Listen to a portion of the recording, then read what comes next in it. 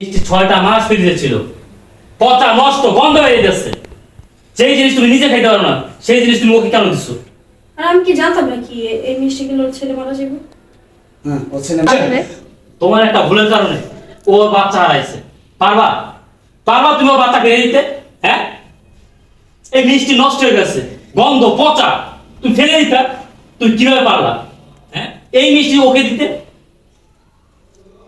ওকে দিতে তোমাদের তো কিছু মন মানসিকতার লোক আমাদের সমাজে আছে, যারা ভালো জিনিস গরিবদেরকে, কাজের লোকদেরকে দেয় না। যখন নষ্ট হয়ে যায়, পরিচয় যায়, গন্ধ বের হয়ে যায়, তখন তুমি দাও, তখন দেয়, ডিরেকশন তখন এইগুলো দেয়। এগুলো ডিরেকশন। আচ্ছা, ওরা কি মানুষ না? হ্যাঁ, তুমি পারবা এগুলো খাইতে? পারবা? আর তুমি কেন, ওরা কেন? রাস্তার কুকুর এগুলো খাইবো না? তুমি যে কাজটা করছো একদম নিচু মন মানসিকতার কাজ করছো, একটা জঘন্য কাজ করছো। দেখ কুলসুম, তুই তোর ছেলে হারাইছস, তোর যে ক্ষতি হয়েছে সেই ক্ষতিপূরণটা আমি দিতে পারবো না তোকে। এখন তুই আইনানুগ ব্যবস্থা নিতে পারোস। হুম